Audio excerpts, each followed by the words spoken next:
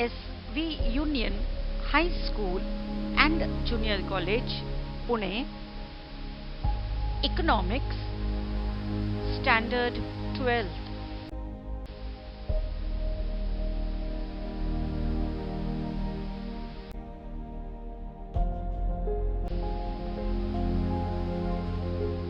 Presented by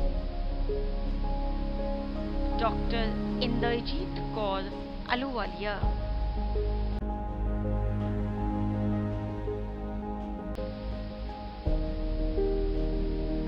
Chapter 7, National Income, Part 4.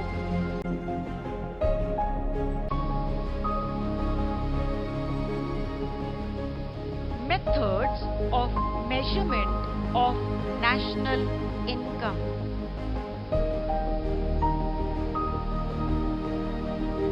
There are three methods of measuring national income. They are output method, income method, and expenditure method.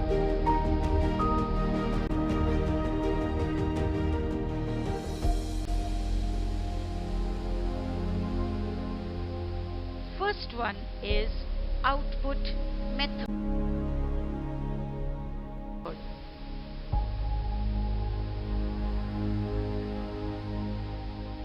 This method of measuring national income is also known as product method or inventory method.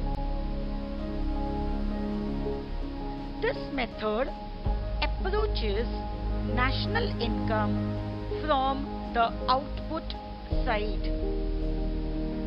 According to this method, the economy is divided into different sectors such as agriculture, mining, manufacturing, small enterprises, commerce, transport, communication, and other services.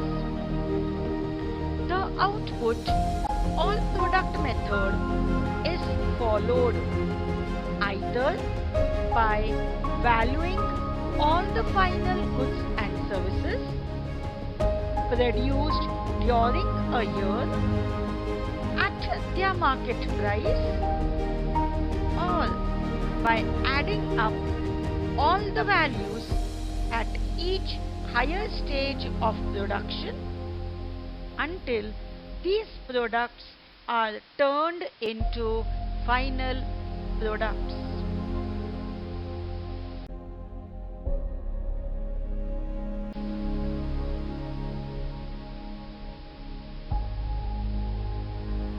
Approaches.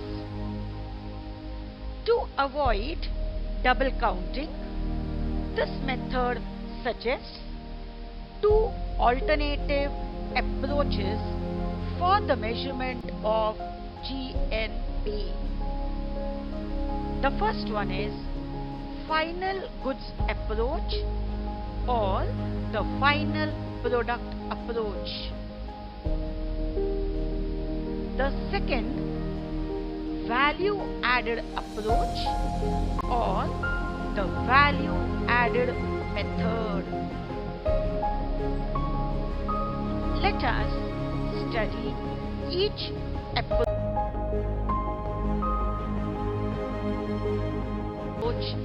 separately. First, final goods approach or the final product approach. According to this approach, value of all final goods and services produced in primary, secondary and tertiary sector are included, and the value of all intermediate transactions are ignored. final goods are those goods which are ready for final consumption.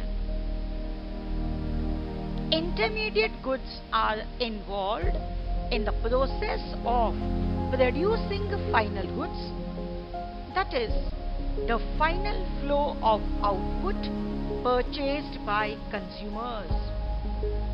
Hence, the value of final output includes the value of intermediate products. For example, the price of bread includes the cost of wheat, making of flour, etc. Wheat and flour are both intermediate goods. Their values are paid up during the process of production. In the final product, that is bread, the values of intermediate goods are already included. Thus, a separate accounting of the values of intermediate goods along with the accounting of the value of final product would mean double counting. To avoid this, the value of only the final product or goods must be computed.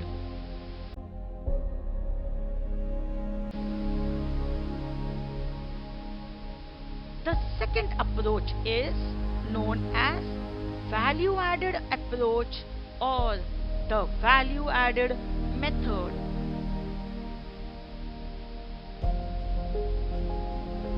According to this approach, the value added at each stage of the production process is included.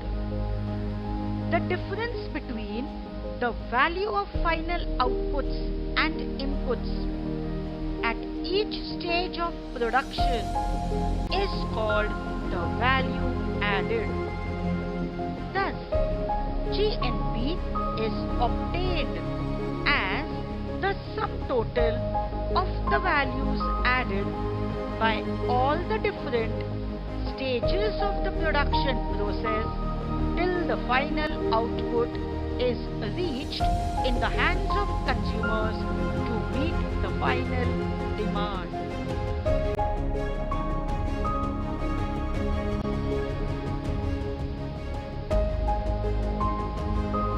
The value-added approach or the value-added method can be illustrated with the help of the following table.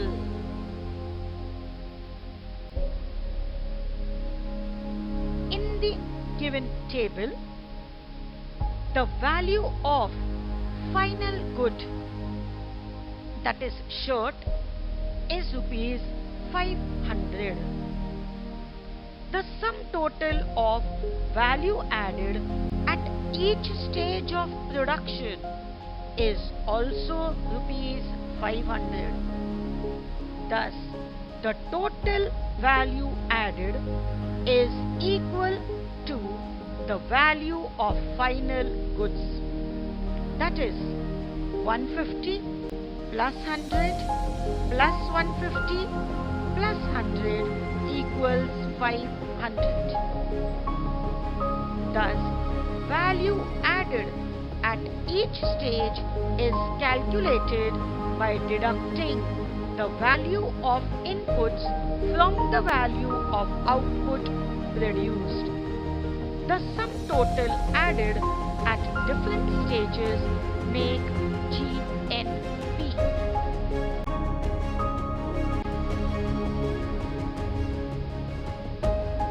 Precautions.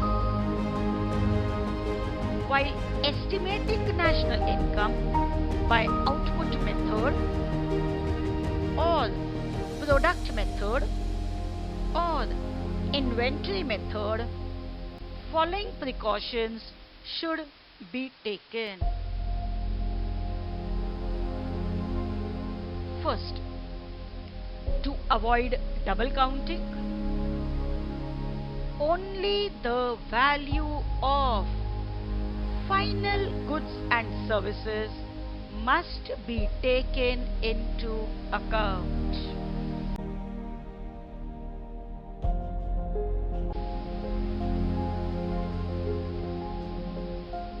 Second, goods used for self-consumption by farmers should be estimated by a guesswork.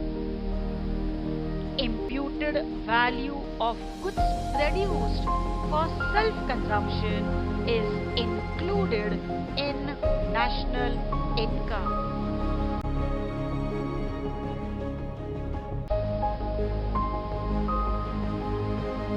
The third precaution, indirect taxes included in the market prices are to be deducted, and subsidies given by the government to certain products should be added for accurate estimation of national income.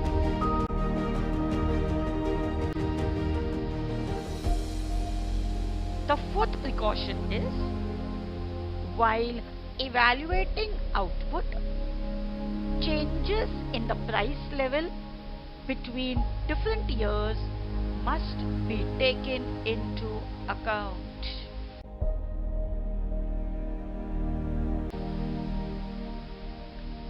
The fifth precaution, value of exports should be added and value of imports should be deducted. Sixth point, depreciation of capital assets should be deducted.